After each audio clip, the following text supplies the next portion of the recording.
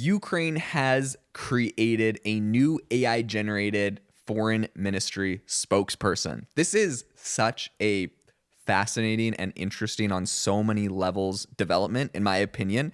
Essentially what they're doing is they said that like they're doing this to like alleviate the time and energy that some sort of diplomat would have to do to be this person. Instead, now their new foreign ministry person is AI. My opinion on this is going to vary on a bunch of different things. I'm sure I'll make people mad, whatever I say about this. So if that's you, I don't know, find a new episode. But here's my opinion. Number one, this is not great news. I feel like from an optics perspective, I don't want to listen to an AI person really if I know it's an AI person. And so it's like, if all of a sudden I'm going and like listening to like some head of like foreign ministry and they're like telling me updates and it's an AI, I just immediately think I lose trust. Now, do people lie or say things that are untrue? 100%. Like, look at the American press secretary. You could say either under Biden or under Trump, whoever you don't like, right? You could say that they're telling falsehoods as well. So it's like, I don't know, maybe that's like a good argument here.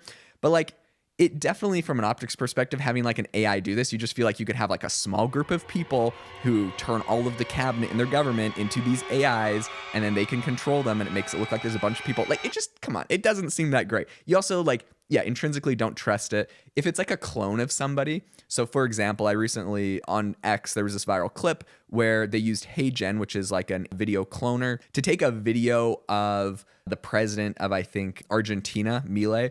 They essentially like cloned his voice and they played it in English because he obviously only speaks like Portuguese, right? Or Spanish, I'm pretty sure Portuguese. So they do it in English, and now you're listening to, like, you watch the video of him talking, but you can hear English in his own actual voice. They clone his voice. To me, that's cool. And even if they made a clone of him like talking and did the same thing, it'd be kind of like whatever. It's actually him. I actually am like, I have no problems whatsoever when they do the AI voice, because to me that seems like, obviously he doesn't speak English and I want to hear it in his own voice. I don't want to hear it dubbed by, like, there's nothing worse than like listening to like a foreign leader talking, like the president of China, dubbed over by like a woman's voice. Like, at least pick someone that sort of sounds like him. So I think like there's a real problem that these AIs can solve. I don't think the solution is to completely fabricate a new person, because they're like, well, it's going to save time and energy of like an actual, diplomat. But it's like, what else is the point of your diplomats? You could use AI to clone their voice and have it in every language if that's your issue. Cool. But like, I want to see a real person. To me, it seems, I don't know, it just seems sketchy and weird to have it like 100% be an AI person. So that's my opinion on it. The ministry released a statement on it, and they said that this is for the first time in history, they're going to use a digital spokesperson to read their statements, which they said are still going to be written by humans. So I don't know why you wouldn't still have it read by a human. Anyways, their spokesperson, her name is Victoria Shi. So right now, it's just like a talking head. So she's like sitting there, she's moving her hands, she holds press services, and it's going to be really interesting. They're saying like, don't worry, everything we give her is going to be written and verified by real people. It's just the visual element that is going to be kind of this AI generated thing. So Ukraine's foreign minister Dmytro Kuleba said that this new spokeswoman or whatever was a, quote, technological leap that no diplomatic service in the world has yet made. Again, like, I don't want to just like bag on them all day, but like no one in the world has made before. Like, maybe there's a reason.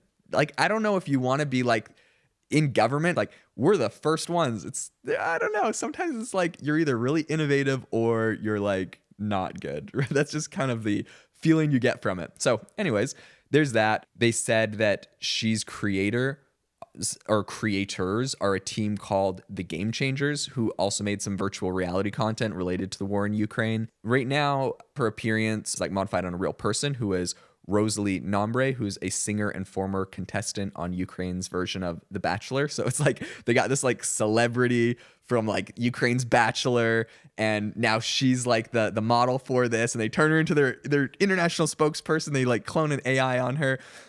I don't know, man. It's just not my thing. I just, it would be like, it'd be like if you had Katy Perry is like America's spokesperson, but we created like a AI clone of Katy Perry.